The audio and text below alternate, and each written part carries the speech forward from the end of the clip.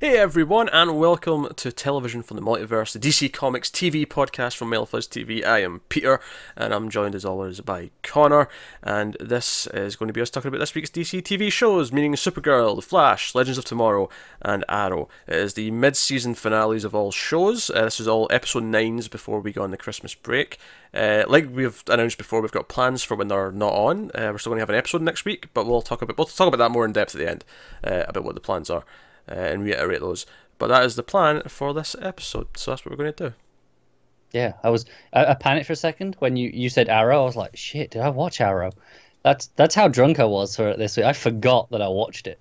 You are blind drunk for Arrow. I was. I was a witness to this. I can attest to this. I still have the stack of cans next to me. There was a lot of "Are you okays?" Which maybe just about destroyed them. So more on that in a little bit. So obviously there's timestamps for all the reviews in the description. There always is.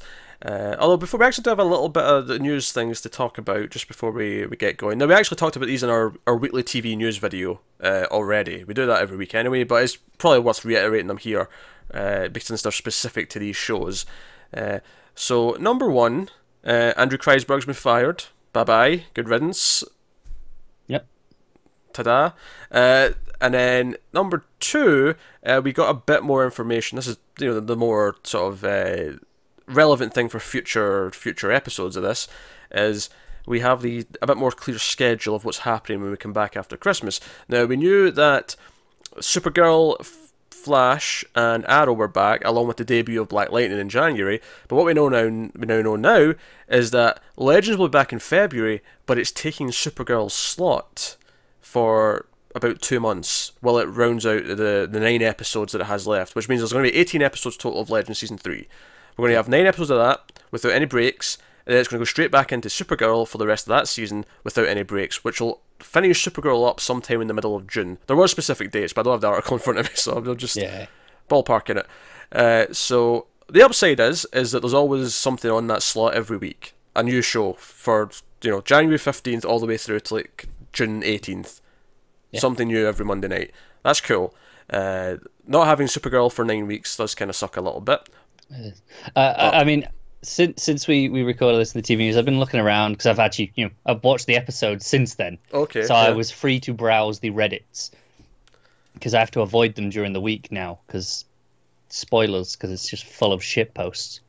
They're not happy at all, and I get it. They're like, oh, we're losing our show for 9 weeks, But the part that made me laugh is they're like one of the points that they were as to why they were angry was that it's off for 42 days between the last episode that we just had and then the one where it's back in January. I'm like, yeah, but that's the normal length of time it's off for the Christmas break. That's the normal. Yeah. Like, why are you complaining about that one? Yeah, that one's fine. We get that every year for all the shows. That's a standard. I mean, it sounds like a lot when you say it like that, but. Like this week in December to that week in January is normal. Just in case you're worried about Supergirl Legends, like, they're treating them this way, are they valuing those two shows less? In case you're worried about that, I will just remind you right now that Arrow is by far the least watched of the 4 shows right now. Its ratings for episode 9 dropped to this, I think, the second lowest it's ever had for an episode. Oh, I remember the lowest is that episode in whatever, that really bad Felicity episode from like a season or 2 ago. Yeah, although I'd have thought the Thanksgiving episode would have been the worst, given it was aired on Thanksgiving, because that was really bad. But I think that was the least in amount of millions. But in terms of the demo, the rating that they really like, this was a 0.5 for episode 9, which is, and we don't normally talk about ratings, and don't ask me to explain what these scores mean exactly, but 0.5 is the second lowest it's ever been, so that's pretty rough. So don't worry, if anything's going to be cancelled, it'll be Arrow. Yeah, and I did say I think it's a show of strength in Supergirl in that'll be the only thing running into June for them. That and maybe a bit of iZombie. That might still be on.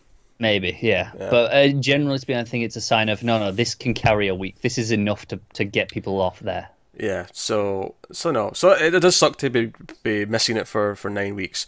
And you kind of just wish that they'd put Legends on the Monday night slot after Supergirl. But I did see that some of it may be the fact that it's behind schedule, because apparently it's got an extra episode compared to last season.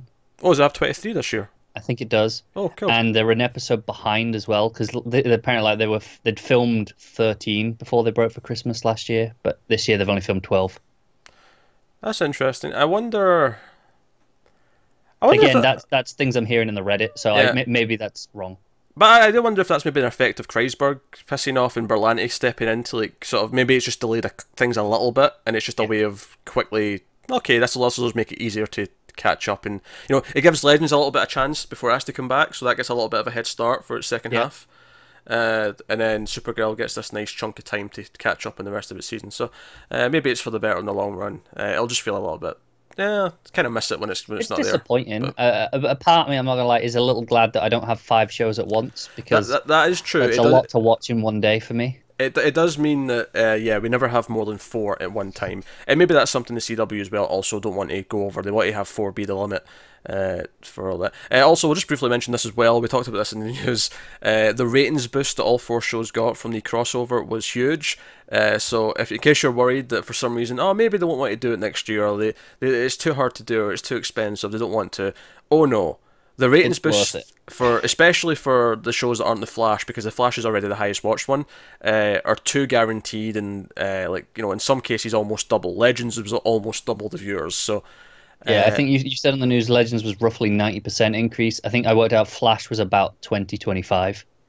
Yeah, but that's just because it's the highest already, so there's less other people to bring in. It's worth mentioning that when the ratings for all 4 in millions were all about 2.7, 2.8. I think the lowest was Arrow with 2.5, but that was the range when they all get their boosts. So, still though, good stuff. So yeah, a little bit of bad news in there, but mostly sugar coated with, hey, at least everything's uninterrupted. I think it'll work out all right.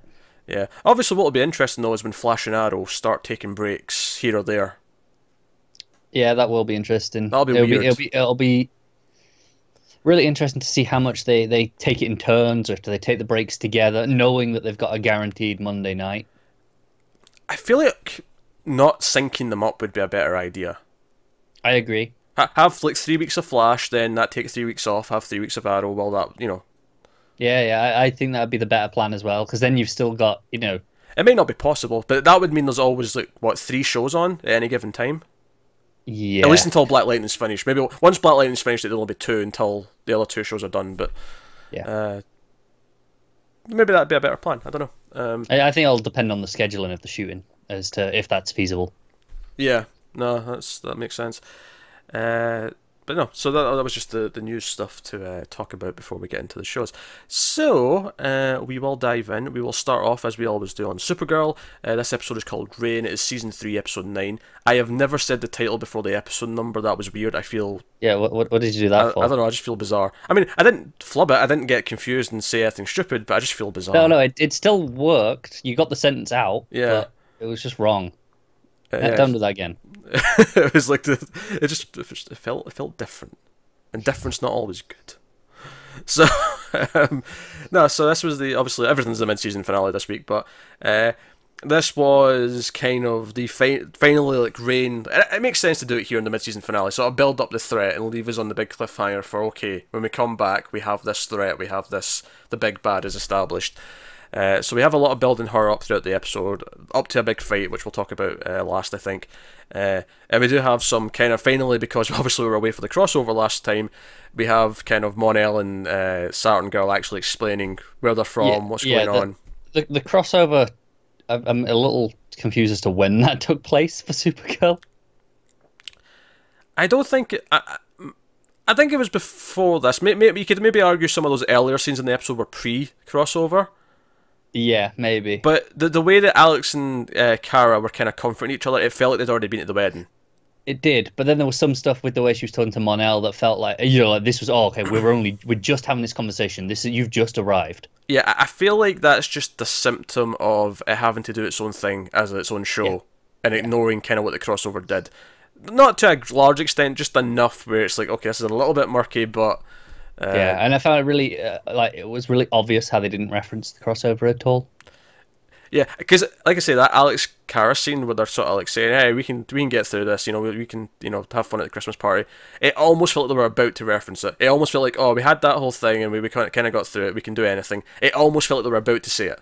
It almost did, and they just didn't. And it's like I'm okay with it because I can okay, right, I get that that's kind of that's what's giving you this feeling that you're feeling that you can tackle this.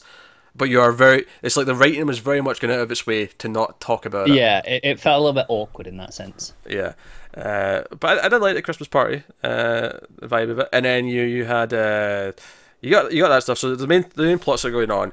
You've got the Mon-El, Sartan Girl, kind of Kara dealing with that. You get the build up to Rain, and then the third plot you've got is after the first sort of Rain symbol is spotted in like a crop field, proper crop circle, but except it's not a circle because it's a Superman shaped emblem, Triangle almost.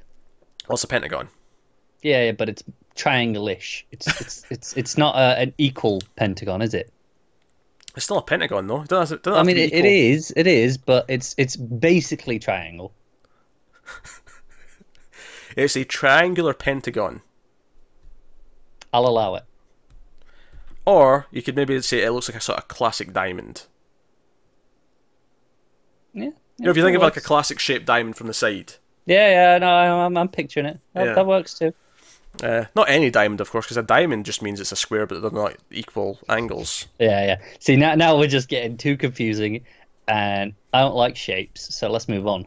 It's a pentagon, right? Just for the record. It is, technically, but it's triangular. Sure, but the only one that has to be equal is a square. Because the definition between that and a rectangle is that the sides are equal. That is the only one where it matters if they're equal. Yeah. And I guess a circle too, because otherwise it's an oval. Oh sure, but that's not sides really. That's yeah. That's got its own set of rules. That's got pi. Yeah, exactly. All sorts. Let's stop. I'm going to give myself a headache. But I mean, hell, different triangles have different names for those variations. Yeah. Let's not. Isosceles, equilateral, right angle triangle, all these types triangle. I regret this. I'm actually amazed how much I'm remembering from my math lessons. You're remembering more than me. I am, apparently. I'm in my head. I'm sure there's another triangle, but I can't for the life of me tell you what it is. A squared equals B squared plus C squared. Oh my, yeah. Get you. You got Pythagoras nailed. Yeah, you remember what it was? I did. Yeah. Yeah. Can you give me the what was the other one called? You had sine, cos, and tan. Oh no! I hate those. I couldn't do those at the time, let alone now. And you had SOHCAHTOA to remember what. I failed that part of my exam. Anyway, what were we talking about? So you had Jimmy and Lena try to investigate Edge because they think they're behind the crop circles as a way to intimidate her. Everything's about Lena. She's a bit self-centered in that respect. She is a bit, yeah. But yeah, so that was the three main plots. Before we get into kind of the nitty-gritty of each one, I will say I enjoyed this episode overall quite a bit, mainly for the Rain plot. Interesting. Oh, interesting. That's end of it aside, that's my least favourite part. The Mon-El stuff been the weakest for me. Oh yeah, that's down there too. Right. What the hell does that leave you to like then? You like the I like the vibe, the Christmassy vibe. Yeah, the Christmassy vibe. Just the character interactions. Okay. Oh sure, yeah, I like those too. I like the whole discussion about not knowing Star Wars, and then John's dad saying, "What's a sequel?" Yes, exactly. I like the episode from that sense. I didn't necessarily enjoy the plots. Okay, I was actually kind of into the Rain stuff for the most part. I think a part of my problem is it's become very... Yeah, my big worry for a long time was that they're doing Smallville's Doomsday. Yeah, they are. Yeah, but it's better than Smallville's Doomsday. So it is, but it's all I can think of, so it kind of neuters it a bit for me. I think by that point in Smallville, I was watching it whilst I was doing other things, so I don't remember it that well. I don't know if you watched that far. I was like season 8. Oh no, I got to the end. You made it to the end? Like I say, the last 3 or 4 seasons, it was very it was like this sort of I have to finish it, but so it's going on whilst I'm doing things, but it wasn't. You know. Oh, okay. So I did get to the. I remember the dude who played Doomsday vaguely. I remember his face. I actually like Sam Witwer quite a lot. I think he's been in a lot of other stuff that I like him in. Him, yeah, I do recall him. Yeah. He was also in an episode of the hit television show Buffy the Vampire Slayer. Was he? Yeah, I'm pretty sure he was in the. I'm sure he was. Oh, He no. might well be. No, it wasn't. Oh, actually, it's kind of funny who I'm mixing him up with, though. Who are you mixed up with? I'm mixing him up with Wentworth Miller. He was in that episode of Go Fish. He's really bad in that episode of Go Fish, might I add. His acting's gotten better since then. It's not even like he's amazing now, but he's definitely a lot better than he was in that episode of Buffy. Oh dear. So where was I? So the rain stuff. So you got stuff with her waking up and Ruby's like, oh, you've been gone for a while, and she's like, can't remember. I'm like, oh, whatever. Like, you know, neither here nor there. Which, by the way, do we think it's, you know, maybe a little bit convenient, maybe, that we've got a lesbian who really wants a kid, and we've got a kid who might be without a mother soon because she's went evil and had to be killed to save the world. I think it's way too convenient. I felt like this episode specifically, Alex and Ruby were bonding a little bit, and I'm like, Yeah, I think I'm getting the point of this. That said, though, I'm not actually against it, just on the basis of, like, if this is, like, you know, season 4 is, like, Alex, she's got this new status quo where she has to be a mother, and, like, while she's being a DEO agent, I think that could have some interest. I like the promise of that side of things. Yeah. I'm not looking forward to having Ruby mourning her mum and, you know, going through all that stuff. Oh, you're so cold-hearted. I know. You're so cold-hearted. I just, I can sense it being tedious already. Well, when it's with child actors, especially. Oh, like, sure. Ruby's not too bad, though. She's not that bad, but she's not on the level of some of the others. What, you mean, like Stranger Things kids? Or even the ones that we had in Midvale. Oh, sure, okay. Yeah, that's a fair comparison. That said, we also have William on Arrow right now, so she's looking like gold. Okay, yeah, you compare it to that. And yeah. She's looking like solid gold compared to him. She's fine. She's fine. Not great, but fine. What I did like, though, right? So obviously she's leaving all these, like, her symbol all over the city, right? So everyone's like, okay, something bad's going to happen. Kara gets called to the prison. Actually, like she recognizes it as a Kryptonian symbol. Obviously, her hologram mother can't decipher it. She doesn't know what it is. It's not in the records. But I like that they brought the guy back from the cult episode, and he's like, oh no, this was from before the Book of Ra. This was something else. This was like this prophecy of darkness and the world killer, and she will reign, and blah blah blah blah. I kind of like that they brought him back to explain this. I felt like, okay, I like that served a bit more of a purpose than just the episode itself. No, I agree with that. So that's kind of a cool touch. Now, I actually really like the idea of Rain going around being like a killing vigilante. The scene with the gang, I really liked. And I can tell by your face you're going to disagree with me on this. I didn't hate it. I'll tell you what I like of it. Now, it's a little bit Batman-y in places, just by kind of the concept, but I liked how it treated it like a straight-up horror movie, where it's just these quick flashes of them getting killed. But my favourite part of it, it was like a POV shot when she was flying after a guy, and you just see the shadow of the cape, like, coming after him. See, it's funny. I really didn't like that POV shot. Oh, I love that shot. That was, like, straight-up, like, goofy horror movie in the best possible way. Well, see, I like that in concept. You know, when you say, "Oh, a goofy horror movie," sure. It felt really out of place in this show to me, though. Like just the way it looked compared to everything else. Just like this, just looks different, looks wrong. That and then the distorted sort of like, it's almost the opening cutscene from Resident Evil, the very first Resident Evil game, where the camera's sneaking up behind the person in the hallway, and then he turns around and screams. It's like that moment at the end of the scene where she gets the last gang member, and I'm like, I was into it. I was like, oh no, I'm liking what they're doing. I'm liking their concealing her face. I'll tell you what I don't like about Rain, though. I know where this is gonna go. That stupid mask. Yeah, I remember when we saw the picture and we went, well, maybe a little better in motion, because these things often look like all the suits. Like I remember even Supergirl's suit looked awful in those first photos. Somehow it was just lighting more than that. Because as soon as we got like on set photos, it looked perfect. Yeah, but this was the same. Those promo pictures that they put out always look bad. Here's the thing: the rest of the suit's fine. It's a black Supergirl suit. It's fine. It looks good. But that mask is. I mean, obviously they have to hide her identity because they don't want them to know it's Sam gotta yet. have that shock reveal later. But Jesus Christ, that mask is It's goofy as shit. clunky and awful, and it looks really rubbery. It does look really rubbery. I'm not getting the mask at all. So yeah, no points for that. No. However, Supergirl, like, makes her own symbol at the top of Catco.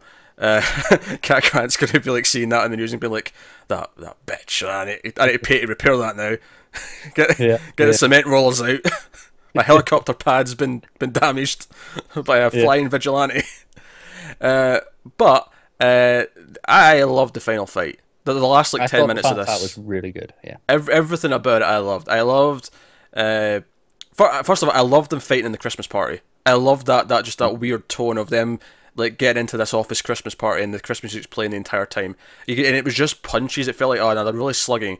And then we got the really big stuff with the tipping the ships, all the cargo containers were like going into Supergirl. And then in the street, throwing her into the road and it like sort of like, churning up bits of road and the car flipped over.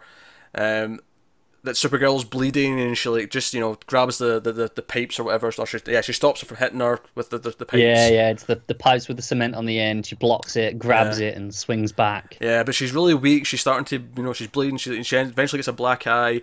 I especially love the moment where Rain throws the fiery car door and then blasts her with the heat vision into the air. That is a really cool moment. Cool. And the whole thing is Supergirl getting her ass kicked, basically. She's trying really hard, but she's getting her ass kicked. It's showing us that this villain means business. This villain, regardless of her goofy look, at least on a physical level, is a serious threat. Do you know what this fight actually reminded me of? Bane, Nightfall. Like the way it completely destroys him and then drops off the building, which was obviously there was a big moment in that as well. Yeah. Not quite the back-breaking moment. No back, but the off the building, the just complete physical decimation. Again, I actually really loved that shot of her. Like, it was the close-up of her, she's falling, like sort of through the air. That was really nice. And obviously, you could nitpick some of the effects here or there if you want to, but it looked better than a falling scene on Flash. Yeah, which is again a fair comparison. But no, I like this. I like that sort of iconic looking shot of her just lying in rubble is like, because it says a lot because Supergirl typically falling through the air is not a big deal because she can fly, but it says something that she can't fly right now. Like she's that weak she can't do it. And they take her to the DEO and they try to like resuscitate her and she's really banged up. I think that's easy. I mean, admittedly the competition's not great, right? It's really not great. But I think this legitimately makes Rain easily the best of the season-long villains, right? I begrudgingly agree. Because I like this aspect of it. I like this physical threat of this. There is absolutely nitpicks. There absolutely is. But this is still much better than the Ant and Non / Mystique from season 1. Yeah. Brainiac, whatever number she was. And then season 2, sure, like Mon-El's mother was a little bit better, but not really, not great. No. Okay. Yes, Rain is the best because she feels like a threat, where none of the others ever did. Yeah. But I still kind of really don't like any of the human side of her plot. It's all in this, like, honestly, I think I'd be way more into this if this was the first bit I've seen of Rain. She just comes in and decimates Supergirl. It's like, no, that's a physical threat. I can see the argument for that. I've not disliked a lot of her stuff though, because you've been more into it than I have. We like the search for the fortress, the rock fortress and all that for the most part. I'm still not a fan that it was just kind of like a turn on evil switch. Like I'm still not a fan of that because it's just easy. I did like the final little cliffhanger moment though, where like Ruby comes into the room and again it's like a horror movie where she turns around really quickly and it just cuts to the logo before you get a chance to see if she turns around like she's from the Grudge. Version is it? Yeah. I mean the way she turns around like she's from the Grudge implies that she's probably evil, but like who can say at this point? Which would maybe imply that everyone else will find out about her sooner rather than later when we come back, just because. Which is all the more reason just get rid of that stupid mask. I'm kind of hoping that once they know it's her, she'll just take it off and she won't bother.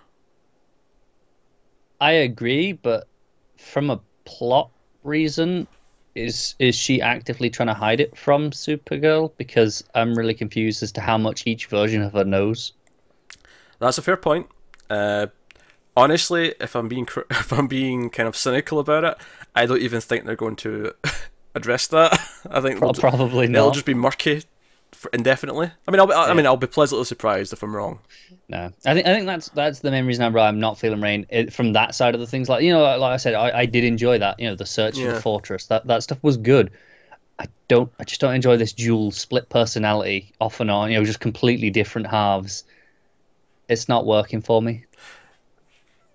I can see the complaint. I think alternatively though, had she just shown up here, we'd have this thing where okay, she's a physical threat, but she's got no character.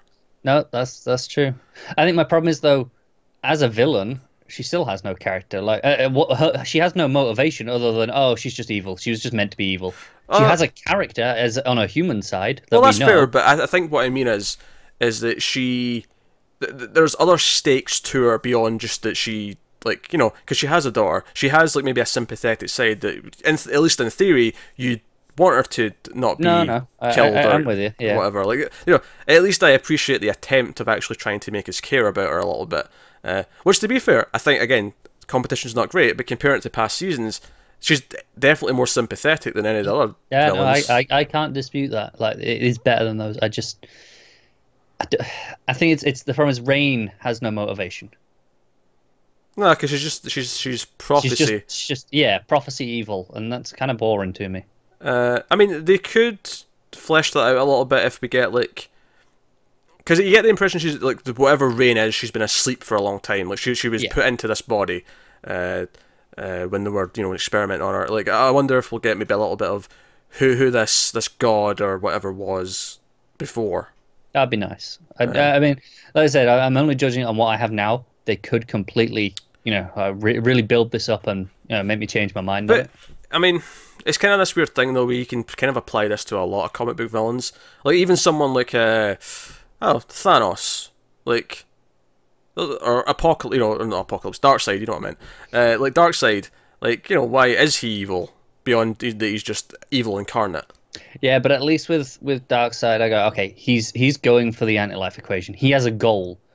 Rain just is a program. Is she just a program though?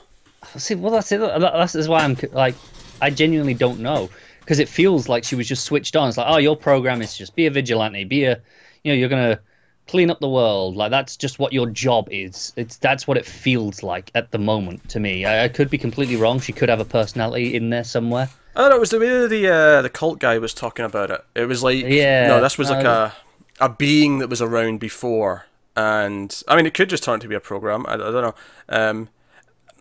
I don't know. I think I don't actually dispute most of what you're saying. Like the critiques are fine, but I think it's just that from this show, and honestly, even just from this universe, like on CW across the board, the board's pretty low. Yeah, I don't really expect that much better. I think I'm impressed with this fight in this episode enough that as a physical force, which I don't typically get from a lot of villains. I think Reverse Flash maybe was another one that had this physical threat sort of presence menace when he was on the show. Maybe Arrows. I mean, Slade had it at the time. Slade had it at the time. Arrow's weird to compare in a sense though, because they're all kind of humans for the most part. Yeah. They being dark, being different. But now he's doing all sorts of crazy, wacky things, wearing wigs. We'll get to that later. Way better than Arrow. So, like, I don't know. I feel like just within the world we've got, I actually feel like Reign's one of the, from a pure physical threat presence, is one of the better ones we've had. Because I don't remember a fight, because I guess you could compare this to Arrow Season 3 when Ra's al Ghul beats up Oliver. Yeah. You could kind of compare it to that. And if I'm picking between those two, I'm picking this. I agree. I think it's funny because as a physical threat, Reign roughly should be on par with the Kryptonian villains that we had, in Season 1. But this feels far more in terms of physicality. Well, that's kind of the thing. Kara expected that, and then it turns out, no, she's actually, like... Yeah, no, she's engineered to take full advantage, maybe more so than you even are. Yeah, I will agree that, the bar for this whole universe is pretty low with these sort of villains. but I think that's kind of part of my problem, where I'm kind of, it's not just Supergirl that's making me feel this way, that I'm kind of, I'm bored of it now, like of that, sick of that, like of just letting it slide. Because it's across the board, I'm picking up on it more. Here's the thing, though. This is kind of the Marvel movie problem. It is, and we complain about that a fair amount. We do, but at least the difference with TV shows is that we spend so much time with every other character that we just kind of like hanging around with them, and they actually have growth a bit more. There is like, but again, they do suffer some of the same things. Like every season at the end, like two seasons in a row in Flash, we ended the season with him either changing something or going to the Speed Force, and in both occasions it was reversed within one episode of coming back. So there's definitely a problem where they take things away. There is, and it's one of those ones where it's a problem, and the more it does it, the more I'm kind of feeling the fatigue of it. So I'm kind of calling out on Rain here, but it's not just Rain that's the problem. Because like I say, I think this stacks up better against a lot of the examples we could probably give from these shows. Yeah. Because I actually really like the fight. Yeah, I did too. And I actually like one of my jokes with the Marvel movies is that, especially in the recent years, is how little I feel the stakes. I feel like there's no stakes. I actually felt this fight convinced me of stakes, even though I don't think Supergirl's going to die. I know she's going to be back to. She's going to have her big hero moment later where she gets better, but this fight on its own, at least, I felt more stakes in this than say anything in Thor 3, for example. I won't use that one. You've not seen it. I've not seen it, but I'll agree on principle. Yeah. Anything. What was the last ones we got? No, Spider-Man was a better example. Spider-Man was pretty good. Guardians 2. Yeah. Didn't really feel like stakes. Yeah. No. And yeah, sure, there might have been a character death, but you kind of knew who it was going to be the entire movie. You kind of went in just going, yeah. And I like that movie. I think it's a good movie, but and it's the same that I say about Supergirl. I like Supergirl. I think it's a good show. I have fun with it, but this is still a problem. The funny thing is, though, it's not even like past shows are not guilty of this as well. No, they're not. Think of Smallville, think of Lois and Clark, think of any of these shows that we like from the past. How many of them have stakes? In fact, the only one I can think of really right now is Agents of S.H.I.E.L.D., where it does kind of feel like there's stakes. Yeah, no, it's true. I honestly, I wonder if that's part of my problem, where I've seen shows like Agents of S.H.I.E.L.D. now have proved that we can do this and have stakes. We can do this type of show and have stakes. So now I'm holding them all higher. Yeah, even that took a couple of seasons to really get to that point, though, admittedly. It did, yeah. But then again, you've had, across the board with these shows, we've had how many, like, if you add them all up, how many have we had? Including the ones that are on, you get 6, 4, 3, and 3. So that adds up 16. To whatever. There you go. I think. Bad at shapes, maybe bad at math, I can't bother double checking. Yeah, that might be wrong. But, so... but I was quite happy with it. I was mostly happy with this episode. Obviously, we're not talking about the other plot shit. The one that I was less enjoying was the Mon-El stuff. And it was kind of fine in the sense that, okay, this is obviously what we have to go through, but like I'm hoping there's just not too much of it going forward. Yeah. Saturn Girl being impressed with ribs was somewhat amusing. Yeah, I like her bonding with Win. It's like, here's like, have you had beer? It's like, does it come with ribs? How did you feel about Mon-El being the one to start the Legion of Superheroes? I'm okay with it because it answered my question from last year. We were going, how's it going to treat the Superman mythos to the Legion? Okay.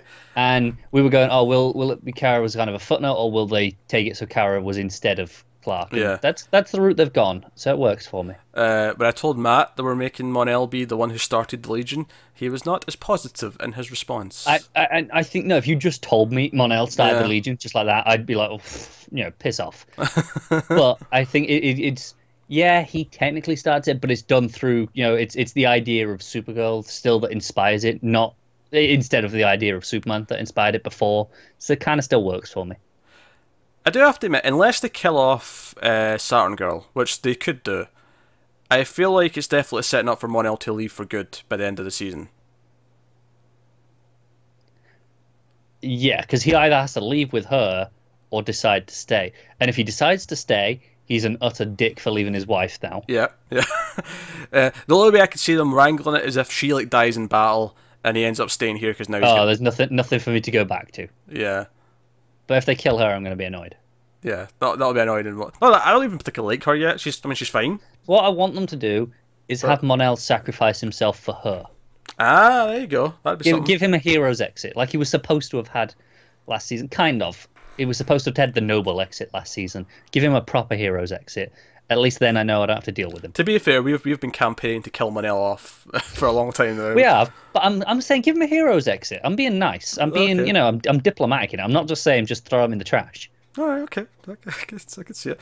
But no, it was mostly just her feeling awkward about, them having their moments. I And don't care about any of that. but then the other plot, of course, is Lena and Jimmy, who Sam points out there's a bit of chemistry, which we recognised that not last episode, but the one before, the crossover. Yes, but again, very recent chemistry. Very, very recent chemistry. But what was funny about it though, and which both made it kind of work, but also made me laugh to myself, is it basically that chemistry that Lena has with Kara, where she looks at her like she really wants to just jump on her at any time. She can do that with anyone, because she was doing it in this episode to Jimmy, and I'm like, okay, I buy it, fine. Yeah, Whatever. It's all on her, isn't it? It is. She looks at you like she's horny as hell, and she gives you that smile. She looks like she wants to bone the him. lip bite. The lip bite, yeah, you got all that. Yeah. So he goes with her to confront Edge after the symbols start appearing. And I love Morgan Edge so much. So, you know what? Between Rain being a physical threat and then Edge being the good sort of businessman threat, yeah, I'm giving this season points for villains because I'm liking Edge a lot. Yeah. because when she comes in and he's like, "Oh, I didn't recognize you with the handgun in your hand," it's like, "Well, I didn't recognize you. Maybe you should hit me over the back of the head and put me on a plane to destroy the city." And he just stands up and goes, "Allegedly, come on."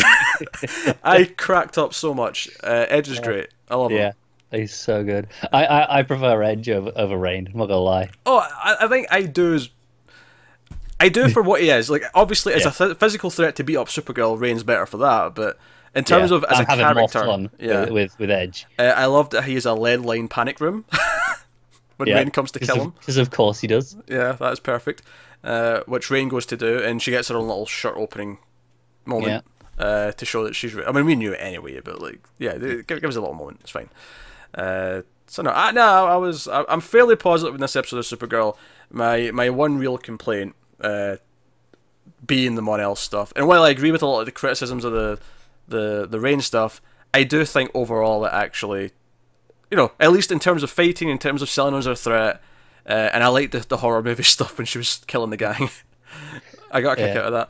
So I'm kind of on board. This is the thing. I feel like I sound like I've been really negative, but I did still enjoy the episode. I had fun watching it for the most part. I like you say, this is the benefit of it being a TV show versus these Marvel movies. I like these characters. I like having Win talk about ribs and getting beer. I like the John talking about the fact that he knows movies. Yeah, you got your Star Wars references for the week. Yeah. I mean, that was just nice and timely. Just like, there you go. We know it's coming. We're ready. Yeah. What was I going to say? Oh, yeah. Something we talked a lot about last year that we've not talked about as much this year, at least yet, was how a lot of the shows last year felt like they were spinning their wheels before the crossover because they didn't really want to start their plot until after. Yeah. I do think on for the most part they handled this better this year across the shows. Yeah. The exception actually being Legends. I think Legends was actually the most guilty of it this year. Legends suffered not as much as previous years, but it did suffer a couple of episodes. It kind of gets away with it the most, though, in a weird way. It kind of does, but the two before the crossover, looking back now, do kind of feel like, okay, they were just kind of biding their time. Whereas when you go back to the episodes before the Supergirl, before the crossover, I mean, sure, Midvale actually did free up a lot of the actors, but it told a nice flashback story, and then the episode right before was all of the build-up for Rain, so it was doing the main plot. It was. I think Legends gets away with it because I don't feel like I need a main plot necessarily. I just go, all right, pick what your cartoon is this week. We've got Molly's coming. There's main plot. We have. Main plot's coming. But I just mean, like, if they want to give me a week of, hey, it's this thing from history doing in this time period, I can just get behind that. Admittedly, Flash kind of made it easy on itself by giving us this bus full of metas to work through, so they kind of easily managed to do it. So in a way, they kind of cheated. I mean, they cheated, but they were aware of the problem enough to put in a solution from the start. True. So credit there. It's better than last year, certainly before the crossover. So I can't fault. Then again, Flash is better in general than it was last year. So I mean, definitely. So so I guess that's Supergirl. Like I say, really like that final fight, like the beatdown, like Supergirl being beat to shit. For the drama, for the threat. Especially the RS being completely like burned because of the heat vision was a nice touch. It was nice. Well, and you never really see it like that. You never see her this badly beat up. So no, this is definitely like the most injured we've seen her, I think. So that sells the threat. How they're going to convince me that Superman shouldn't fly in next episode to help will be a bit of a challenge. Yeah, because that was a problem at the end of last season as well, where they were like, "Oh, Superman's just this affects him." That said, maybe they'll just say, "Oh, he's off planet. He's doing something." Which it's cheap. We've had that before, but yeah, whatever. It's better than he's just not coming. It is, and I hope someone addresses it. He went back to his home planet. He went for the holidays. See, I wasn't even trying to make a Krypton joke there, but it's actually funnier because his home planet doesn't exist. So, I thought that's what you were trying to do. No, I was just making. I thought that was your whole thing there. No, I was making. What was the Simpsons? Itchy, Scratchy, and Poochie. Poochie went back to his home planet. Yeah, he died on his way back to his home planet. I was just kind of making a generic joke about that, but that's fine. So let's go to the Flash then. So I think we've thoroughly talked about Supergirl. The Flash, called Don't Run, season 4, episode 9. I did it again. Can we go? You look so pissed at me. Why are you doing this today? I don't know. I don't know why I'm doing this. Much like Supergirl, this is kind of like there's a lot of stuff in here I quite like. There's some stuff, and then at least one major problem. I like Katie Sackhoff so much. Why are they giving her this voice? Why are they giving her this accent? It's horrible. What? I don't understand what it is, because I was trying really hard to place this accent. Because I know it's supposed to be British, because they even tell us it's supposed to be British. But it is no British accent that I can think of. It's just not. I mean, some of her lines were cracking me up. I'll give her that much. Like, she called her KAMD at one point, meaning Caitlin, and she had a lot of lines that are very. Yeah. She had that one moment because she kidnaps Caitlin during the episode, and Caitlin tries to escape at one point, and she's like, "I've been very nice. I've not punched you, hit you, shot metal at you at all." And it's like, well, today. Like, there was a little bit of humour in there that was okay, but I like her character. I like her delivery. I just don't get the accent. It's really distracting. Oh, it ruins just about every scene she's in. It really does. It flat out does. It's horrible. I don't know what's going on. Well, I really hope that she just comes in with a normal accent next time, and it was like she was putting it on the whole time. It was part of a cover. It would be really weird, but it would explain why it was so bad in context. So it would, which it's the best. That is the best case scenario I can think of. And this is the one time I think I really want Lucius back from last season. Like if he heard him and what the hell's that accent meant to be? You're not English. Yeah, that was an English accent. Oh yeah, because he's English. Exactly. That's my point. He's got an advantage in this case, as do you. For that home field. That's like me doing an impression of Scotty and being congratulated for it. Oh well, I really outside my safety box. You've tried before. Sorry? You've tried to get congratulations for one before. No, I've not. You have. I'm almost certain you have. I have not tried to get I tried to get congratulations for a pretty good Radcliffe impression from S.H.I.E.L.D. because I thought I'd nailed that one quite well. That's the one I'm thinking of. Yeah, again, but that was good.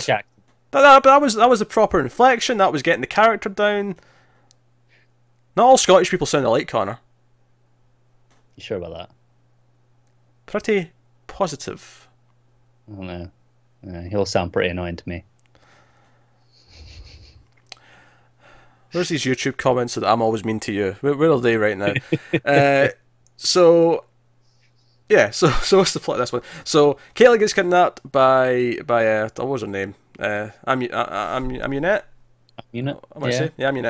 Amunet. Because she's got a new meta that she quote unquote found, and but she shot him in the head with one of her metal shards, and Caitlin has to retrieve it medically so that he doesn't die. Yes. Even though she's not that kind of doctor, not really, but no. I assume she had to have some sort of training at that, though. Probably some basic stuff, but you know, Amunet doesn't care. She's like, no, you're a doctor. You can do. You'll be fine. It's just brain surgery. It's fine. I did laugh at the actual surgery because Caitlyn's whole thing's like, you can't just pull it out; it'll kill her. And then she just pulls it out. And then I'm watching it. She literally just grabs it and then okay, we're pulling it out. I was like, Do you know what the thing was? Is I was saying the same thing in my head, but then he started to flatline, and I went, okay, right, okay, fine, right. He's flatlining because you just pulled it out. You explained that was risky, yeah, and then it flatlined. Then it turned out to be a ruse. Yeah, and it was like, as also, if you're gonna, might as well have just pulled it out with her powers the whole time. Yes. Yeah, but Caitlyn's more gentle. She'll take it out gently. Sure. Yeah. But out's out. So you got there. They try to escape. We find out he's got telepathic powers. His name's Dom, by the way, Dominic. So that's the whole thing. Meanwhile, Barry gets kidnapped as well. We have dual kidnappings. Thinker. We have Thinker. DeVoe. DeVoe. Yeah. I don't know why I was struggling with his name so much. No, I was wondering what you were hesitating for, and then I realised you were just struggling. The Thinker. Yeah. He shows up. He just flies in with his chair. He zaps Barry a couple times. Barry saves Iris, and then he's Doc Ock arms come out and grab Barry, and take him to a containment chamber inside his evil lair. And none of Barry's powers work because he's obviously thought of all this. So it's like, it's fine. That's his job. That's how he thinks. I mean, most of the stuff in the scene itself, like with him in the cell, was just kind of whatever. It was just the usual typical villain monologuing. It was, yeah. Kind of jargon. The more interesting stuff, I think, was everyone else looking for him. You know, Joe being really upset, coming to the house and being like, yeah, if no restraining order in the world will keep me from you if you've done something to him. Like, you know, those sort of things. Harry there with the rifle. Harry with the rifle. Some fun stuff at the start as well with Ralph, the Christmas tree and Cisco and all that, where they've been hanging out with Killer Frost, and Caitlyn feels all insecure because they've got in-jokes with Killer Frost. Yeah. And she's like, oh, you've been hanging out with Killer Frost, have you? Oh, hope you had fun. Yeah. And of course, Ralph goes 5 steps too far and keeps talking about how great she is. Even compared to Caitlyn, he's like, you know, you're great, Snowcone, but, you know, my Lady Frost, she's just great. She's the best. Yeah. Ralph how to make Caitlyn feel shit 101. Yeah. And it all kind of boiled down to, you know, Iris is in charge. Harry calls her out for not picking someone to go after. Like, everyone's kind of falling apart because they're trying to do both at the same time. And she does make the right choice, though. And I agree this is the right choice. You know, Barry's the one who more than likely can take care of himself. So you go after Caitlyn first. It's just straightforward. Very simple. And she eventually makes that choice. And they go after Caitlyn. And they show up in time to save her. Ralph tries to ask out Amunet. He comes back through the breach. I like when he gets, you know, he kind of stretches his way in. Slides isn't quite the right word. Stretches his way in. He gets, you know, just stabbed a few times in the chest. Yeah, hey, that was rude. He's about to fight Cisco at one point when they're arguing, and he just makes his fist big. Yeah. I like as well when they're gonna go off. Cisco's like, "You got your suit with you?" He's like, "Never leave her with that." It's just, you know, it comes out this little tiny little scrunched up ball. That's like a little baby outfit he's just got in his hand. Yeah. No, fun ideas there, and obviously there was some other humour with the Christmas stuff. Like Cisco's got a present for Gypsy, but he's like worried she's not sending one back, and he thinks it's a breakup cube. And Harry's like, "No, Cisco, that's not a breakup cube. Don't open it here." But he's like, "No, if she's breaking up, I want to know why." And it turns it on, and it's actually like a sexy kissogram box. It's like she's in like a sexy Santa outfit, and she's like, "Oh, Cisco, you've been naughty," and Cisco's like, "Joe, can I use the bat?" And he's like, "You take that to your house." Yeah. Joe's reaction gave me a good chuckle. It was pretty funny. And you know, and Debney does the nice thing and decorates the house because they're saying, "Oh, let's go back to Joe's house for Christmas," even though it's not been decorated. But Debney's already snuck in. I don't know where Cecile is in this whole Christmas celebration.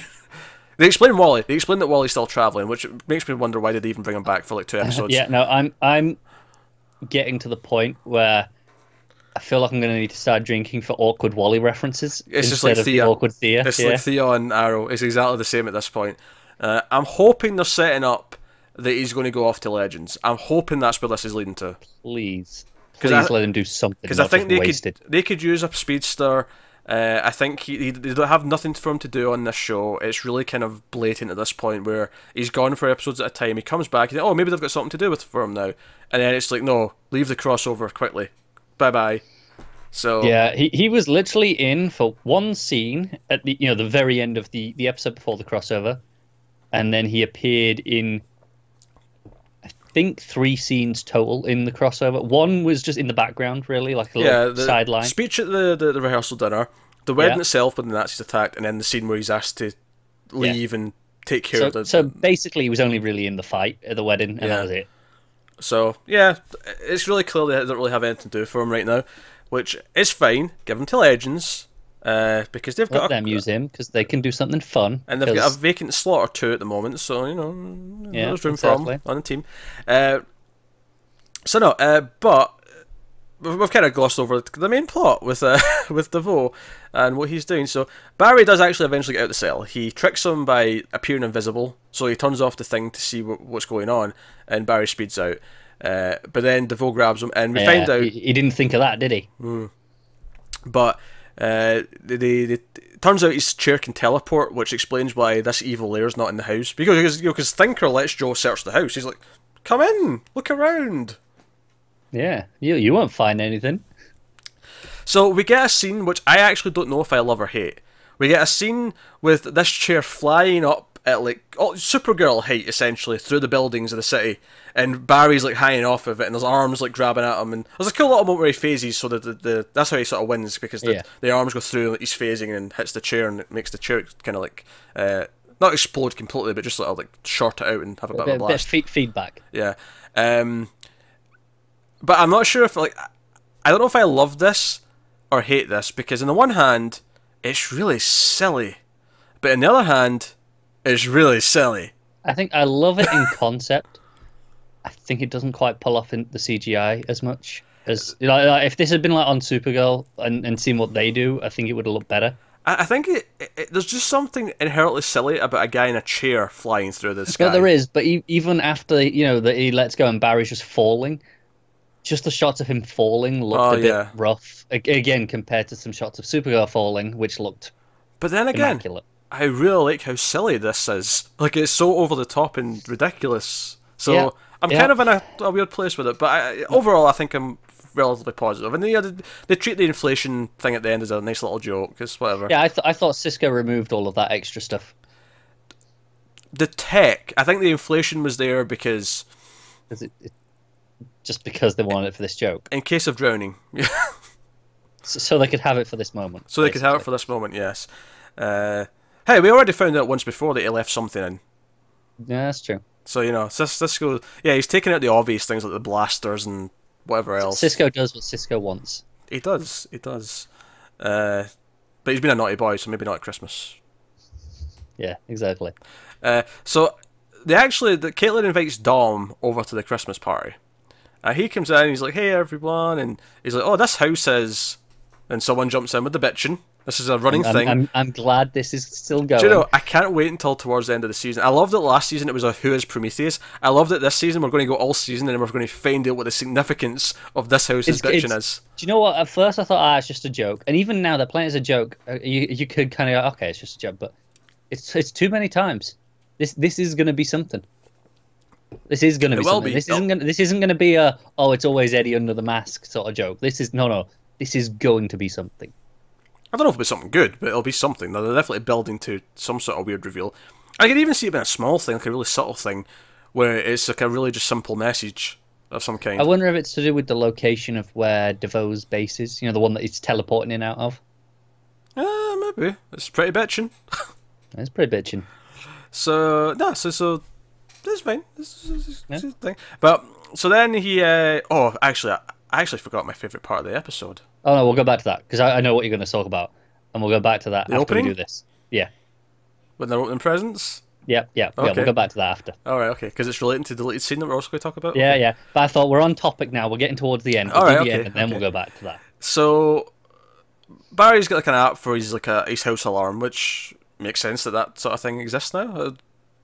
Smart homes are a thing. Yeah. So he speeds back to the house to check if everything's okay, and he gets a phone call when he gets there, and it's actually Dom. Was you came out of like complete nowhere? I thought it was almost. really funny that he recognized his voice that quickly. I was like, he was like, "Oh, Dom, that you?" I was like, "You just met the guy." Yeah, you literally And just met two, him.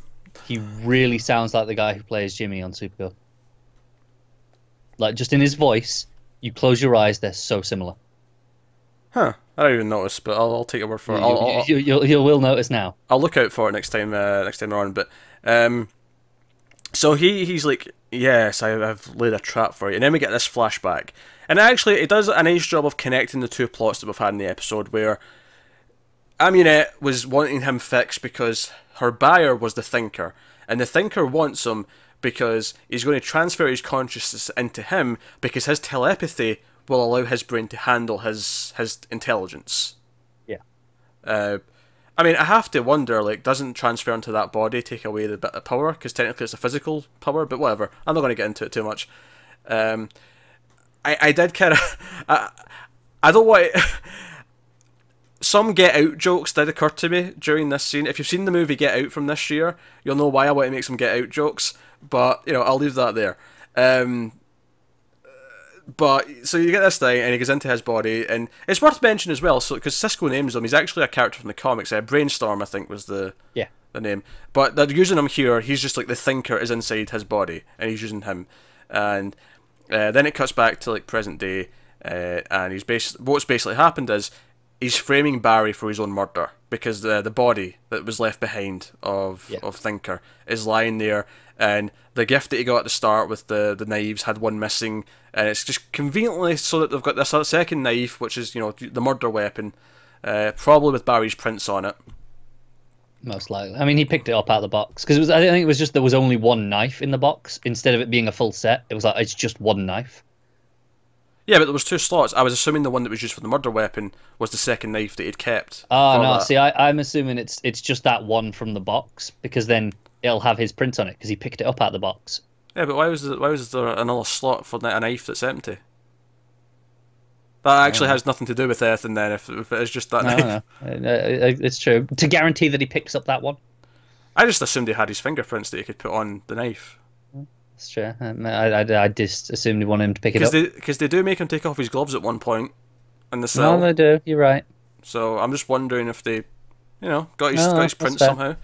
But yeah, so and Barry has this moment because at the start of the episode he's talking to Iris about how he's trying not to use his speed for simple things anymore. Mainly because he used to do it because it made him feel like he was like, you know, he was special, like he was finally happy with who he was. But now he gets to feel that all the time. It's a really sweet moment for Iris. She's like, "Oh, that's sweet, Barry." Bit of a smooch. At the end of the episode, and I think this is potentially infuriating to a lot of people, and I'm not sure. I think through talking about it, we'll find where I stand on it because I'm not sure where I do stand on it. Me either. So he sees this body, the knife's next to it, and Dom's, you know, like, hey, or well, I should just say Thinker, but you know what I mean. Thinker in Dom's body. So I'll just say Thinker from now on, but you know that's what I mean. Thinker's like, well, good luck, Barry. And you know, I do like that it was kind of set up. Like they had this whole like sort of convincing lead up to it with, you know, putting the restraining order on him, catching him inside their house. So there's a lot of things that make it just not out of nowhere. It's actually And to their credit, I didn't see it coming. Me either. I didn't see the body swap coming at all. No. And even if the body swap was coming, I didn't necessarily see that they're going to frame him for his own murder. Like that that was a nice little reveal. Like as much as sometimes Flash is really predictable in a lot of ways, that was kind of an interesting It was. Yeah, I didn't see it coming. So the police are coming in the door. It goes to slow motion. Barry's like going into Speed Force mode, and he looks down. He's going to like clear it up, and he's like, "Don't run." And the door opens, and he just sings there, and some other cops, and they find the body, and he starts to arrest Barry, and that's kind of what we end on. Outside of, you know, DeVoe going out to his wife and being like, "We have master plans. Ma ha ha ha. We're going to cleanse this city or enlighten this city." I think the line was. So obviously the complaint here from a lot of people, I think, would be, well, he could have hid the body and hid all the evidence so there was nothing to find quick enough before anyone saw anything. Because I think the first instinct is that he could just run away. But they're still going to find a body in his apartment. He's going to be on the run. Yeah, see, you disregard that immediately, like you said, because he was actually on the run. But He could get rid of it quite easily, He right? could hide it on the roof probably and get back. He could run it out the window, down the wall, and pop it in the dumpster, I'm sure. I was thinking roof because less people would likely find it up there before he goes back to, Okay, put it that's somewhere fine. else or whatever. Yeah. And then, work with Team Flash in the following episodes to like, okay, he tried to frame me for this, we have to deal with this now. Or even if he did just run, okay, now I'm technically on the run, but I'm the Flash, so I can run away and no one has to see me. I'll just like hide at Star Labs. Barry Allen can be on the run, but the Flash can yeah. still be around. But he makes the choice not to. And obviously, I think the reason here is that he is, he's respecting the law. He's a man who works within the system, and he knows he's innocent, so he wants to do it. He wants to prove it the right way. I think the fair critique of this though is that the Thinker's been so ahead of him every step of the way. And Why is he playing to his plan? yeah, like, because we know he's innocent. He knows he's innocent. So why should he feel that bad if he does just hide it just now so that him and his team can figure it out and see? Yeah, it's not like they've ever just imprisoned someone illegally, right? So I do think it's a bit forced that he makes this choice. It does feel frustrating.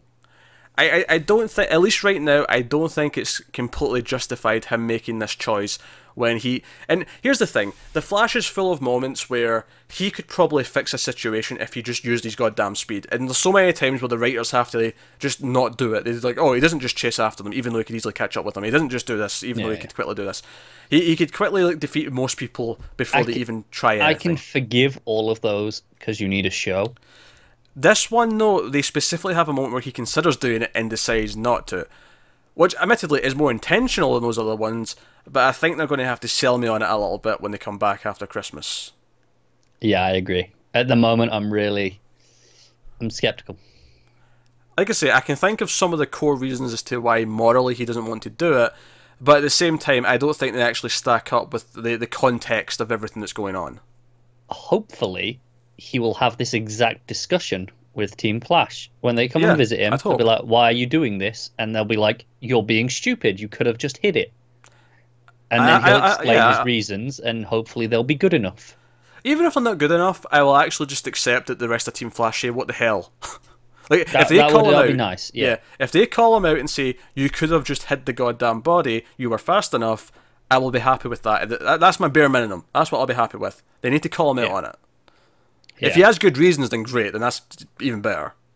Fantastic. Yeah. But I hope the reference as well. It's maybe to do with his dad, because his dad was the whole thing of why he became the Flash was his dad framed for a thing he didn't do. So now he's kind of going along so he can feel that way, and feel like what it was for his dad. All those years. But why would they want to feel that? I don't know. Just so he can be like, oh, I get an understanding. So I know what it's like. Okay, so I want to take a bet, Ren. How long until he's out of... Well, I mean, they could get him out on bail quick, but I feel that's a bit far-fetched given the crime and the fact that they found the body in his apartment with him standing there. Yes, and they don't have $5 million lying around. Unless Star Labs is patenting the shit out of everything. Which they probably should be. I mean, how else are they being paid? It's not like half of them have the other day jobs. Hey, Caitlin's a bartender. Okay, this season. Caitlin's a bartender. Disney's a PI. No, is he still, though? It doesn't feel like he's been doing that since he joined the team. Okay, fine, but we don't Cisco's know that not doing anything else. Cisco's not doing anything else. Harry's not doing anything else. Harry's rich from his own earth. He's a tourist here. Okay. Alright. His Star Labs is profitable. He's rich. I mean, Iris, in theory, still a reporter, but you never see her do any of it anymore. No, she's not. They haven't mentioned that really in ages. Which I'm fine with, to be honest. Just have her be leader of the team. I think they've just dropped that, to be honest. Yeah. I'm happy with her just being head of the team. Not entirely sure how Barry's paying for their apartment.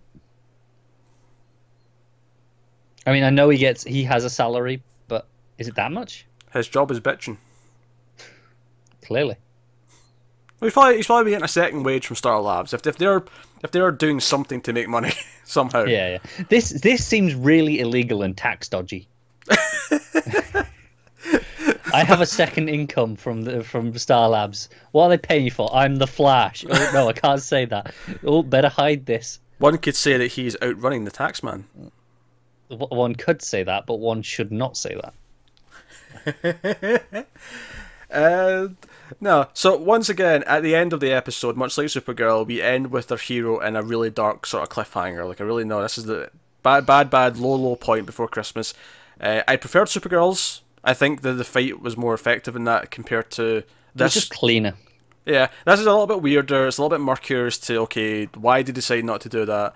But they could clear a lot of that up once we actually come back. But I mean, I'm not necessarily expecting it. I'm kind of expecting to be kind of lukewarm on it and then just have fun with whatever it leads to. This feels like another. Oh, he's in the Speed Force. Oh, he's out. Okay, fine. I really didn't like that we did that for no reason, but whatever. I'm past it. You know what? I will forgive them if they call Wally back and actually let Wally be the Flash for a while.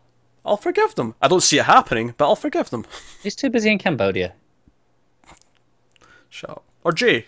Have Jay around. I'd like to see more of Jay.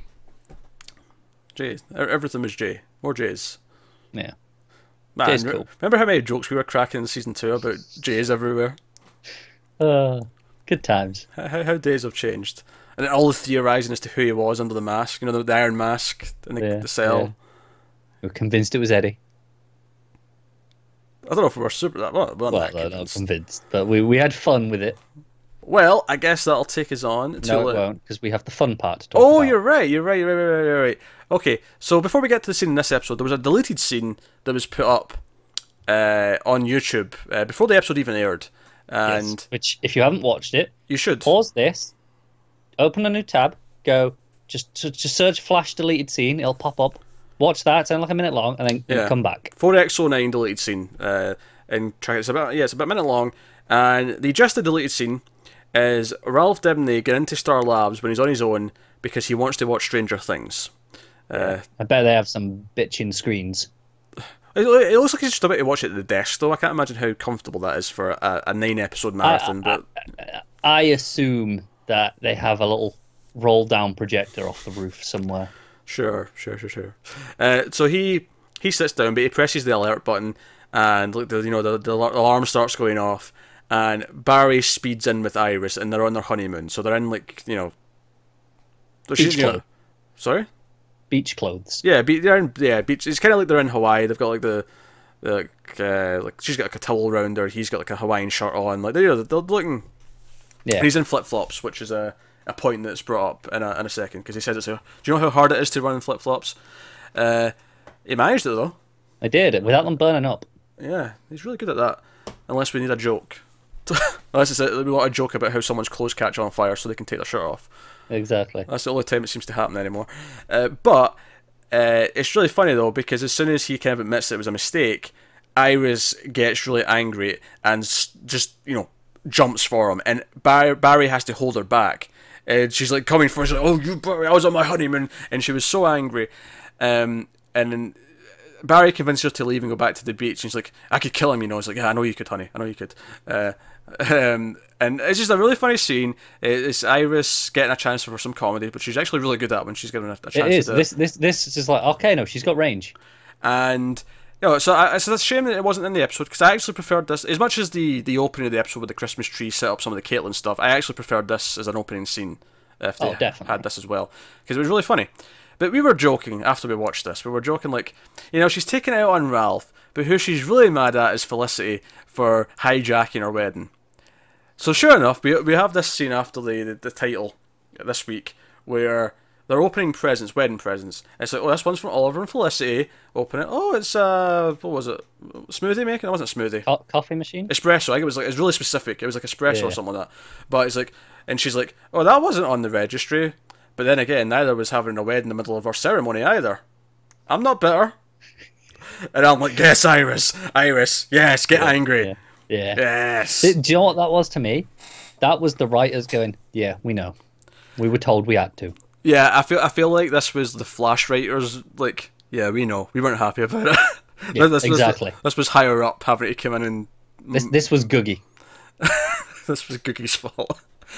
But no, so that really cracked me up. I almost gave her a standing ovation when she said that.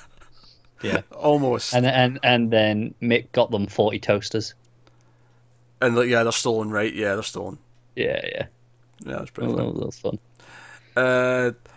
So no, that's Okay, Flash. okay, now we're done. Yeah. Now we're done. Now we can move on to Legends of Tomorrow. So Legends of Tomorrow, season 3, episode 9. It's called Bebo, the God of War. I love this so much. I'm just getting out of there now. So I can't hold it in. This might be my favorite episode yet. Oh, I wouldn't go that far. I loved every part of this. I wouldn't put it as high as some of the other episodes earlier this season. I think it's better than the last couple, certainly. Okay. Better than the last couple. Yeah. But I don't know if I'd put it above some other ones. Not that to say that the idea of a blue teddy bear that, speaks when you squeeze it, it's like, oh, Bebo hungry. Oh, Bebo so lovely, Yeah. The idea that goes back in time as an aberration with young Stein, which, by the way, I don't buy that he looked like this in the 90s. Like, this is the guy who played him in, like, the 70s and 80s, and I'm like, nah, the 90s is too close. I know what Victor Garber looked like in the 90s. This is too young. Yeah. But they needed one so they'd recognise him instantly. I know. But they take him back to, no one takes him back. He just jumps back to Viking times, and when the legends go to find him, and he was Christmas shopping at the time. It was basically having a scene from Jingle All the Way, where they're all fighting over this toy. We haven't mentioned the best part yet of this opening. Oh, go on. Him using the toy bow and arrow, and the arrow music coming in the most glorious fashion ever. That was, I did not see that coming. That was funny because obviously he picks up the toy bow and arrow, and I'm like, oh, okay, he's going to use. But then the music's like dun dun dun dun, and I'm like, oh man. It's working for me. That was pretty funny. So basically, what happens is that the Vikings, who are in North America at the time, basically treat this Bebo as their god. And when they squeeze it and find out when it says something, they'll interpret it however they want. And it's their god. And it changes history. And instead of Christmas Day, we have Bebo Day. And America is called New Valhalla. Yeah. So I'm not gonna lie, that sounds better than America. New Valhalla isn't that just cooler? New Valhalla does sound pretty good. So that's the gist of this episode. Jax is very upset. You have Citizen Cold. You've got Earth-X Snart try to give them all therapy with a Stein puppet, which no one's particularly amused about. Except Ray. Who was it? No, it was Nate who was like perfecting the impression. He was like bit harsher. No, right. So Nate's perfecting the impression, but Ray's the one actually going, hey, yeah, there was something I didn't tell him, and he starts, going on, but he gets all technical and starts like, yeah, okay, whatever. Yeah. So he's doing that. He also tries to make Mick quit drinking because Mick's drinking too often. So that's a subplot. But they go back in time, and Ava ends up showing up. Which, by the way, this isn't the first time we saw Ava with her hair down, and I'm like, alright, she's doing this to impress Sarah. That's all this is. And what's funny, though, so she actually goes on the mission with them. She dresses up as a Viking, much like them. I really dig the outfits, I'm not gonna lie. They look pretty good. And okay, they're setting up that she's going to be a more regular part. That's cool. I'm digging their chemistry with the cast. I like her quite a bit. But it's almost becoming a running joke now that whenever a woman implies that she's not into men, that Sarah has this like, really? Oh, really now? I think there's a bit where Sarah goes, outfit looks good on you. And Ava kind of smirks and she's like, yeah, it does. It was this moment. Is the two Vikings are attracted to them and they're like, oh, do you have husbands? Oh, we'll fight the husbands. Because they can hold the liquor, so they're very impressed with them. But it's becoming this running joke almost. I actually almost would like it to be a little twist and it just turn out to be she's not into marriage. Because you could interpret it that way. Because all she says is, oh, I've never really been into the husband thing. And all that could be interpreted as is, oh, maybe she doesn't want to get married. Yeah, exactly. Like Felicity. Not for Sarah. That's not what Sarah takes it as. Of course not. But it would almost be funny if that was like the turnout of one of these now. Because it's happened a few times. It happened with Alex in the crossover just like last week. So, but still, amusing all the same. But they do actually have good chemistry, and she even she leaves and comes back, and she saves the day. She pulls Sarah back out when Sarah grabs Dark as he time travels, and when she actually gets taken to this alternate dimension where Mollis is like this ever-present force, and it's like, oh, this is creepy. It's almost like Upside Down kind of vibe. It is, yeah. But then Ava pulls her back out, so yeah, they have some good moments. Otherwise, though, a lot of it's trying to steal a blue bear. Vikings trying to kill them for stealing the blue bear.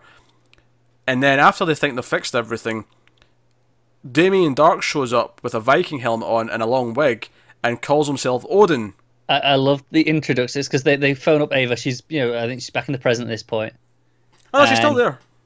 Oh no, she's still there. You're right, Yeah. but she remembers it, and she's like, "Oh yeah, good job we saved Odin Day." And everyone was like, "God damn it, that's still not right." Yeah, so they have to deal with Damien Dark. I actually really liked as well how Sarah's like, all right, the last time this happened, everything really, really bad. So you are all going to leave, and I am going to take him on myself. And we get this fun little kind of like plan montage where she describes what. So we see the scene of her going up, trying to kill Damien, and it not working, and Damien just snaps her neck.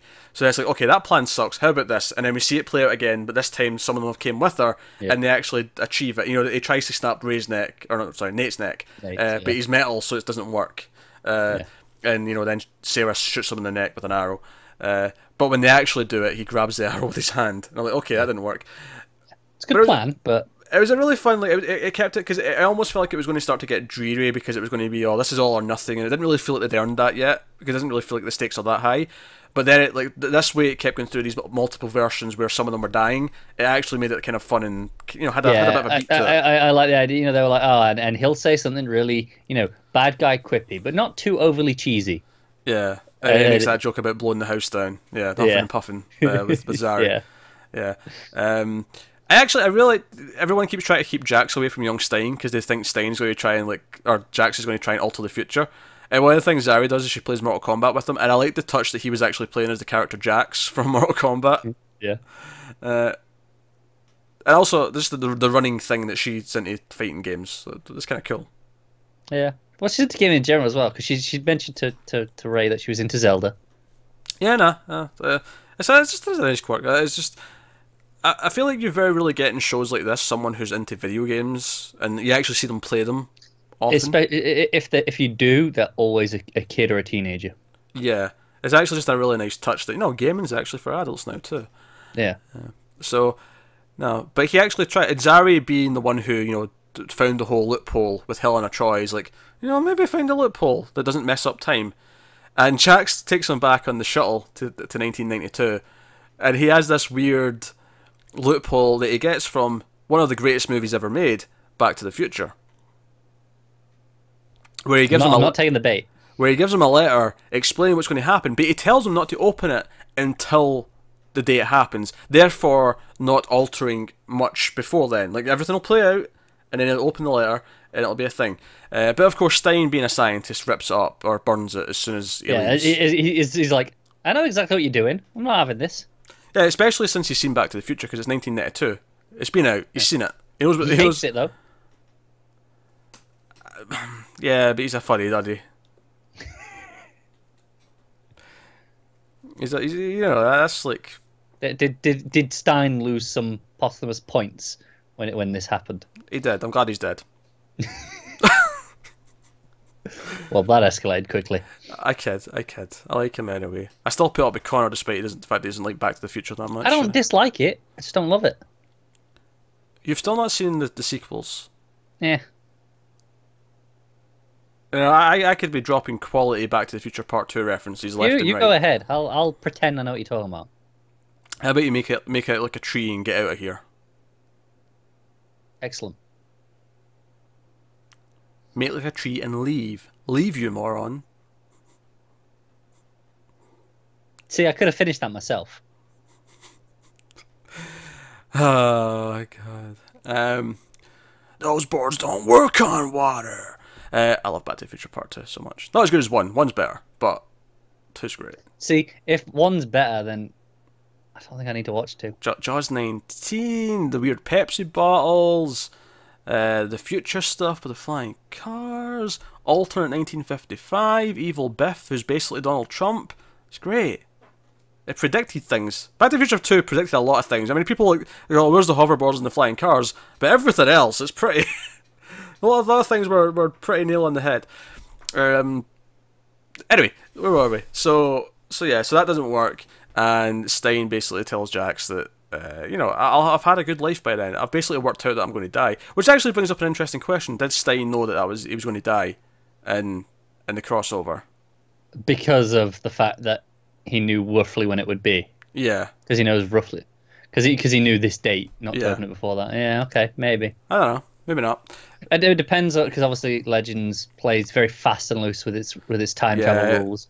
I don't know. Was this a set thing that had always happened, or was this something they changed? Because typically they usually play by their change things, so Stein wouldn't have known. yeah, but sometimes they change the rules and we don't really know. Yeah, yeah. We had that whole one in the first season where it was full predestination, wasn't it? Yeah, there was also that one in the first season that I still am not over, where, oh, something changed, so an object moved across the room. Let's investigate the object. Oh, there's a message in it.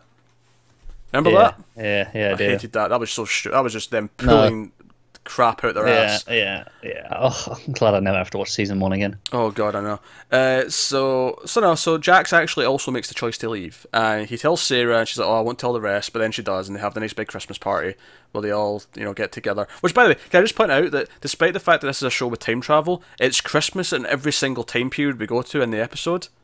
1992, Christmas. Present day, Christmas. Viking times, it's actually Christmas. I assume the present day is because they keep present day time roughly, because they're still aging, so they have to keep roughly sure. going. Okay, well, we should be at Christmas All right, so why does Stein magically go to Christmas as well, even though it was Christmas in 1992? because TV. Okay. Okay. I do like that all 4 shows were Christmas themed this week. Although, here's my defense: he jumps back in time a set amount, like he jumps exactly X amount of years, like so he's at the same date. Okay. All right. There we go. There's absolutely nothing to say that's why it's why that's There's not, happening. but yeah, that's what happened. yeah. So we have that. We have a nice speech from Jax, and he leaves. Has a nice little moment. Which is funny because I think we expected someone to replace Stein to make Firestorm whole again, whereas instead we've just lost someone else. So, but I'm curious to see where we go. This is why we think, okay, and Guggenheim actually said this week that there'll be an established Arrowverse character who takes that slot, but they're not allowed to announce it yet. Now, of course, we have the John Constantine tease at the end of this episode, but we know he's just a guest star. We know that that's just a... Like I said, we know that he's a guest star for this episode. It is possible that he is the character they are referring to because they're not allowed to announce it yet. And even so, for the rest of this season, he will still only be a guest star because he won't be a regular. I don't think so. Just because of the way they phrased it, it doesn't sound like they're just trying to hide that. I also don't think so. I'm just saying it's not impossible. I also don't want it, so no. I'd be okay with it. They need some magic to combat dark. I don't know. I'm not a big Constantine fan, and then the actor is Welsh, and he doesn't hide his Welsh accent, so it He really doesn't. bugs me. That's the one thing I hate about his portrayal of Constantine. Otherwise, he does a really good job. I'm not big on him, but he wants Sarah's help because there's some girls possessed with a demon, and the demon knows Sarah's name, which is why he's came at her specifically. So that'll be obviously whatever episode we do at the start of February when we come back. Yeah. So, so it's fine. I don't mind him being a guest star and having a guest appearance once in a while, but I think there's way more interesting characters to actually be on the show. I think Wally's an obvious kind of candidate. We made a guess based on, we'll talk about Arrow in a minute obviously, but we made a guess based on Arrow that maybe Black Siren will become like an anti-hero, and maybe next season she'll switch to Legends to be, that'll be where she tries to rebuild herself. I think that could be really fun, that dynamic with Sarah. Yeah. The other one I thought is maybe the Ray. We saw in the crossover how his power set visually was very similar. And I know he has his little animated show, but he could wrap up the Earth X stuff in that animated show and then go, I'm coming home to my Earth. My only argument against the Ray, which I think is a fair guess, especially if we end up with 2 people joining, is just the way that the interview said it. It kind of sounded like, no, this is someone who's been a bit more established for a while, kind of thing. That's it. It depends how technically you decide to take established, isn't it? Because established could just mean, all right, no, they've been in the Arrowverse before, so Constantine would apply, the Ray would apply. But here's the thing, though. He said it. Oh, this is super fun. We're excited to talk about how we kind of take someone and put them in here. That doesn't sound to me like it's someone we just introduced for an episode. No. And shoved on the show. It sounds like someone who, has been on the shows before. So, in an extended capacity. Like, could Roy end up being on Legends? That'd be a surprise. Because he's been gone for so long. Crazy surprise. Thea? Yeah. Like I say, Wally's probably my biggest hope, just based on these things. I mean, I don't know if there's anyone in Supergirl. I mean, maybe Jimmy. maybe bring Guardian. Maybe have him as Guardian. Give him something to do for once. Yeah, that wouldn't be actually a terrible idea. How he would end up, I don't know. But again, maybe that would lead to the statement of being, oh, it's a really fun sort of way that we end up with someone on the team. Like, that would, someone from Supergirl who's never really met them. That would be kind of a Could be interesting. Yeah. thing. I don't know. Barring that, I mean, I don't know. Maybe Dibney next season? I wouldn't be opposed to it. It could be Dibney, yeah. Dibney would work. That's He'd it. fit in a lot. I like the idea though of him staying on, just so we don't have this rotating guest star, like who's there for the whole season. Yeah, the guest star, extra member of the team. Yeah, I kind of hope they sort of curb that and keep him around next season, just so that we don't have that formula. But yeah, it's we referenced Shield earlier, and the way that kind of it does that as well. Like, we introduced characters and then kept them around instead of just kind of throwing them away every season. So, yeah, I hope not Constantine. But I mean, I realise that there'll be a lot of people who do hope it's Constantine, but I hope it's not. So I'm not necessarily hoping for Constantine, but if it turns out it is, I'm more than down for that. So anyway, yeah, like I say, so much fun. I'm actually hoping Ava actually ends up in the ship, and given that she's maybe not, she's starting to like help them outside of what she's meant to. She might end up like that, or maybe she'll be this sort of inside person that they constantly call for help. I can see her being the new director, the new leader of the Time Bureau. Yeah, and therefore she'll extend that courtesy to the Legends a bit more than what they have been. Yeah, but no, the chemistry with Sarah, and even just the chemistry in general with the rest of the team, she's actually a pretty good addition to the show. And I like Zari as well. So the additions this season have been pretty strong so far. So with a bit of luck, maybe whoever they do add will be a good addition to the overall. Yeah, they got plenty to stack up against, haven't they? So I guess we'll move on to Arrow, season 6, episode 9, which I didn't click on properly. It's called Irreconcilable differences. I can't say that word. I know what the word is. Like, I know what the word is, but I can't say it. This is just amusing. You say it. Go on, say it. I'd have to have it written in front of me because you're butchering it so much. You've reconcilable, but with the negative version. I don't know. I'm good. I'll leave you to butcher the words. That's your job. Well, so you can't say it. That's what you're saying. But you also can't say it. I might be able to, but I don't want to find out. Do it right now. Oh no! Oh no! Irreconcilable. You're making me question. This is awful. Irreconcilable differences. I can't do it. I don't know. It's just one of those words I just can't do. Just too many syllables. Very true. Very true.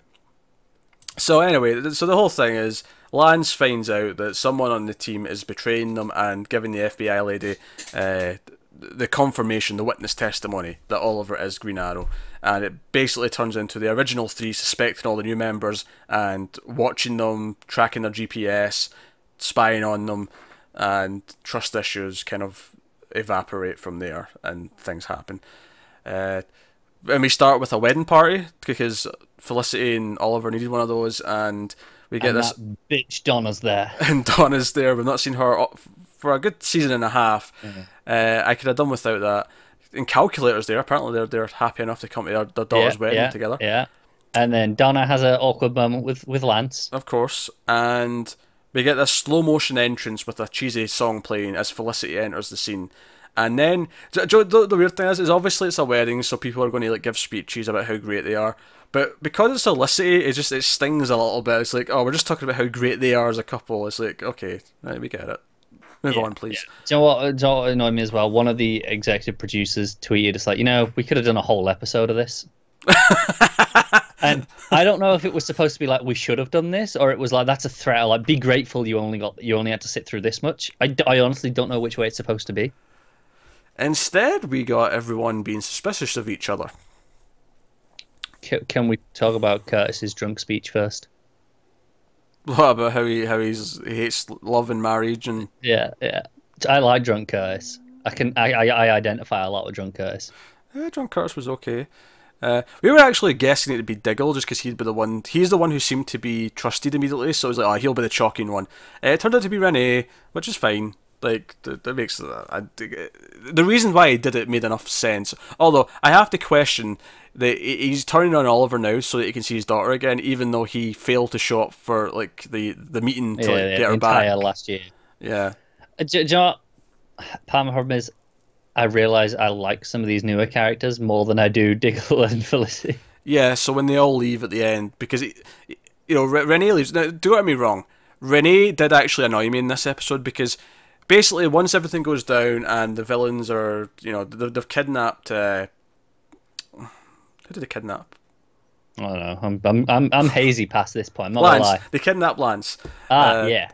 And they've got, Caden James has got him, and Black Siren's helping, and they've kidnapped Lance, and the team like all come back together. Even Wild Dog, like Oliver's like that. Obviously, we've got some trust issues, but let's get this done. So he gives them all what they're supposed to do. And Terrific and Wild Dog are in this room, and Wild Dog just gets restless and says, "This is bullshit. We're waiting to be back up. Let's go try and find Lance." And he then quits the team voluntarily after this because they'll have a big fight about them not following the chain of command after. Yeah, and he's like, "Yeah, but it was the right call." And I was like, "Well, technically you found him, so yes." But you got lucky, as is what Oliver puts yeah. it. Here's my problem with this though, is that he did screw up. He did turn them in. There's the fact that Oliver's even given him a second chance is huge, given the circumstances, right? Yeah. And then he gets pissed off because he's in a room with no windows. Yeah. That's basically what happens. He throws it away because he's in a room with no windows. And then, don't get me wrong, I'm okay with Terrific and Dinah being pissed that they were being spied on when they were doing nothing wrong. Although she was meeting up with Vigilante, but she wasn't necessarily doing conspiring. Wrong about it. It just wasn't taking him in. Yeah, she wasn't telling the team about the meetings, but other than that... Yeah, but given that we just had half of this part of the season, it was Diggle hiding a drug addiction and problems from the whole team. He's the last person to be judging people for hiding things. Absolutely. That's one of the things, though, when they're accusing Dinah because they caught her on tape with Vigilante. Like, she looks at Diggle right in the eyes, like, "Do you think I've been keeping things, Diggle?" Like, she's pointing that out. I mean, she's not saying it, but it's in the eyes. Like, she's saying Diggle. Yeah, I was too drunk to catch that. Oh, okay, it was there. I believe you. So it was okay. It was kind of a frustrating watch, though, because I feel like we've seen this team have drama and split up so many times at this point. I mean, hell, the end of last season was, oh, look, the team's going to be dead. Yeah, the end of the season before that, oh, we're going to retire, no more team. Like, it's almost a running gag that the seasons always end with something like that. And now we're throwing it into the mid-seasons as well. The only thing I like about this is, apparently, when we come back, the newbies are going to form their own team and compete. So, see, I like all three of them better, so that sounds more fun to me. It does. I mean, I'm still... My only problem with Wild Dog, honestly, is just how willing he is to kill people. It's kind of this weird, murky, grey area. It is, but I like he's quippy, and I like him. Oh, yeah, no, he's funny. Like, I like the actor. The character's pretty good. Curtis is mostly pretty good. Sometimes they go a little bit far with the felicityness of him, but other than that... Yeah. And Dinah's actually been a solid addition. Yeah. But yeah, Dinah's fine. Like, I don't think they give her a lot, because this stuff with Vigilante's kind of the forced drama they have to give her, and it's kind of the worst stuff she's had to do because they have to give her the stuff that she's conflicted about, and it just kind of feels forced. Yeah, at least Renee's stuff last season was with the kid was better. Like, in terms of how each character has to have something. Yeah, that's not that bad compared to some of the others. Yeah, Terrific stuff with his husband has been kind of hit and miss. It was kind of just like, it was quite clear what the problem was, and he kept being a vigilante, and it wasn't any surprising. He was kind of like acting weird about it. I do kind of think the way he was kind of depressed about it this episode, though, at the wedding, did play fairly well. Yeah. Better than when the actual confrontations did last season. I'll give it that much. Yeah, I'll agree with that. But no, so they all leave the team at the end of the episode because they're not trusted. So we're left with the original three: Diggle, who can't go in the field because he's incapacitated. And then Felicity's, although there's a great scene in this episode where Felicity's in the garbage bin. I don't remember this. They have to hack inside Argus to get this thing that Caden James wants. Oh yeah, I remember now. And Terrific's pretending to be a janitor working at Argus. How him and Renee got credentials to work at Argus in such short notice, I don't know. But especially since it's such a high level security thing, I can buy. At least when Diggle sneaked in, it was he goes, oh well, you'll know me. I'm married to your boss. Come on. Yeah, because like at least when it's in a different place, I'm like, okay, I'll buy that they can just put on a janitor uniform and no one will really suspect anything. But this is a high security, like government level facility with like key cards everywhere and whatnot. By the way, he's pushing around the big garbage bin and it's like Felicity's in there with a laptop, and I'm like, yeah, where you belong. Yeah, just close the lid on her. Right, enough from you. I kid, but no. So fun stuff. I don't. Thea's around. Being concerned about who the culprit is, but she doesn't really have much to do. This is actually the thing that baffles me, is that they finally woke her up from a coma right before the crossover, right? We got her back for Thanksgiving, and obviously I didn't expect her to be in the crossover, that's fine. Given, she's just got a coma and everyone's doing all this action stuff. But then, this episode, the first full episode with her back, and she's barely in it. They literally give her nothing to do. Seriously, the episode after she wakes up from a coma, she should be the main focus. She should be the getting back to her life or whatever. We wouldn't be complaining about these things. Like, I mean, it's easy to go, oh yeah, you just complain because you don't really like Thea that much either. It's like, okay, no, sometimes I don't dislike her. But I don't dislike her. I wouldn't say I really like her necessarily, but that's because I haven't seen her in about 2 years. But she barely does anything. They have nothing for her to do. This was a problem. Not last season. They did joke about who was it that she dated? Oh, the DJ. Yeah, she made a joke about the DJ she dated in like season 1. I was like, oh Christ, feel about that. Yeah. But like, this is the thing that happened in season 4 with Laurel. Like, she had nothing to do, and then the episode that actually gave her something of a plot, she died at the end of it.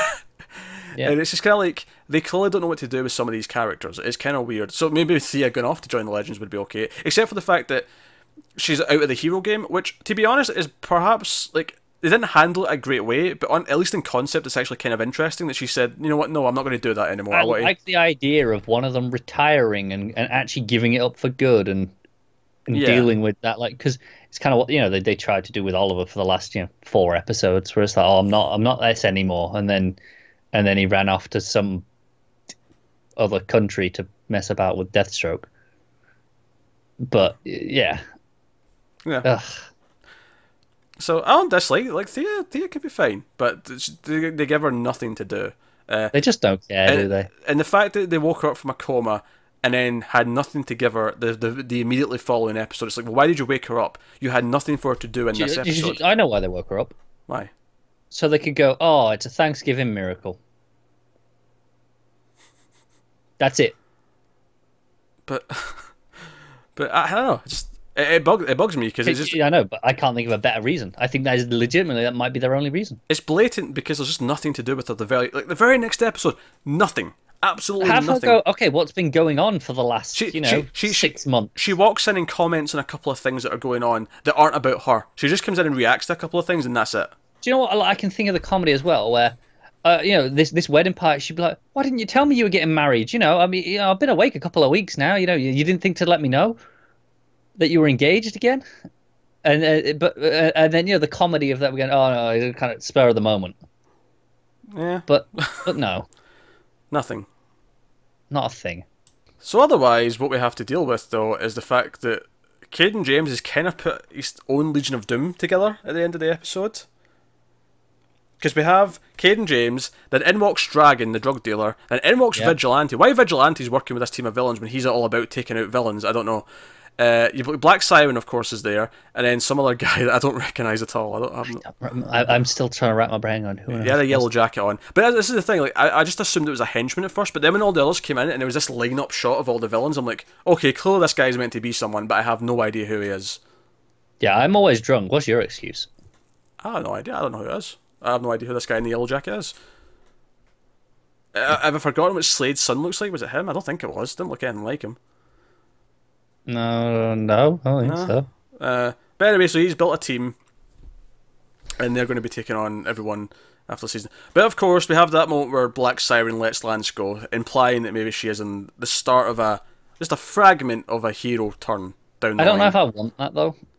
because we've got Dinah now. I like the idea. I'd like it to be just this father connection. You know, it's like, oh, she sees that. Yeah, and can't help with that, but it'll, she's not actually being good. it'll be a tragic thing where she sort of sacrifices herself to save him maybe at the end of the season. But then again, I will forgive it if we get the idea that I pondered where she joins Legends and tries to be good there. I think it would be worth it if they take her away from Arrow, put her on Well, Legends. I think if they're gonna make her go good, she either has to die or go to Legends. We can't have two, or get rid of new Dinah. But then, like you can't have two Black Canaries on Arrow both being good. Oh, obviously, I'm not saying they should. No, that's the point. So they've got to either get rid of her to Legends or kill her if they go down the route of making her good. Yeah, but I think the Legends thing would actually be worth doing potentially, because you have her with Sarah and like that dynamic of like this And evil better version of her, and better writing potentially. Oh, I wouldn't necessarily say the writing on Legends is great. It's just funnier. So yeah, but it's trying to be funny, so it's better. Okay, sure. Yeah, more of a cartoon. I've said that before. Yeah. That's Arrow. I have nothing else to add. Really. I don't remember anything else except a headache the next morning.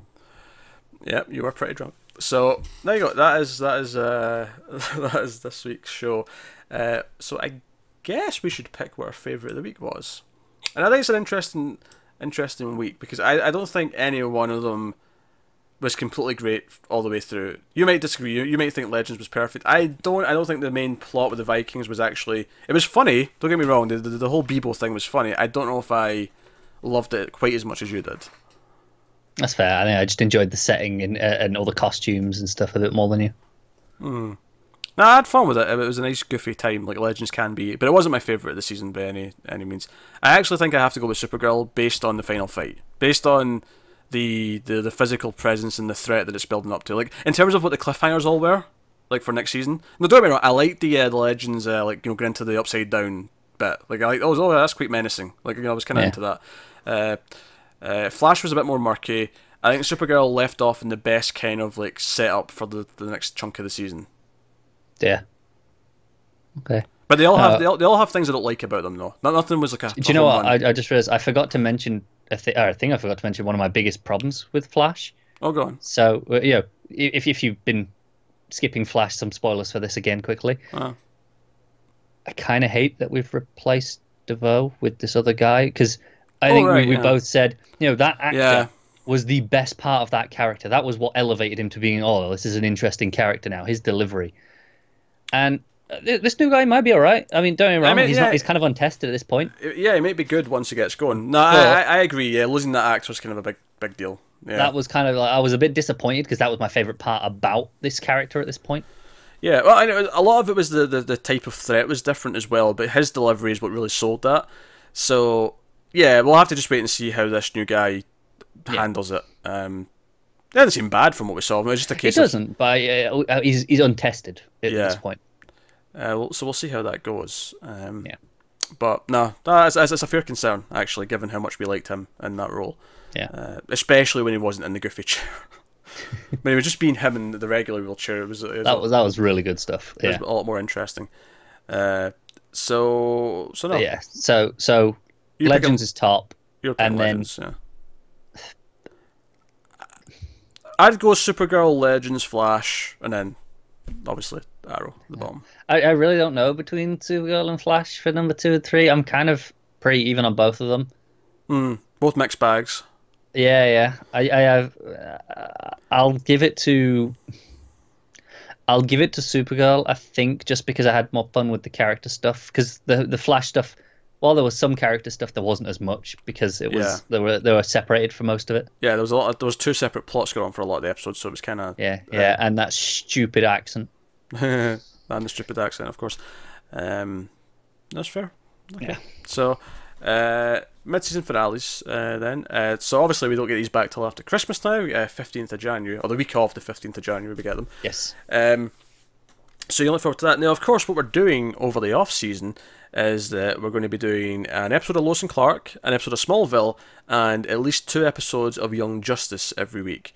It'll still only be 2 next week because next week the first Lois and Clark's a double, so we'll definitely be only doing the 2 next week. But that'll be what we're doing week to week going forward. until the shows are back. And then once the shows are back, if it drops below 4 of the new live action shows at any given point, because Flash takes a few weeks off, Arrow It takes might a few take weeks a off. while for that to happen, given this It might, current yeah. situation. But when that does happen, one of the other shows that the old shows we've been doing will be swapped in to sort of fill it back out again and give us some of that stuff to do. Although Young Justice will have at least one episode still anyway. Beyond that, well, we're still doing got to work shows. through that. Well, Peter's got to work through that. Yeah, I've not seen it before, and we got season 3 coming sometime next year to do. So probably worth doing. So that is the plan. So by all means, let us know what you thought of the week's episodes in the comments below. Like, subscribe, all that stuff. Get us on the Twitters at mailed_fuzz for channel updates, at DC Comics Podcast for simply DC stuff, and that's the comics podcast, comics from the multiverses. Tweeted out a lot from there. You can do that if you want to support the show and support everything we do in the channel. You can head over to patreon.com/mailfuzztv. You can do that there. But otherwise, that is us. So thank you once again for watching or listening. We always appreciate it. Keep watching your dumb superhero TV shows, and I say that lovingly. We'll see you next time, guys. Sometimes we screw things up for the better. Nailed it.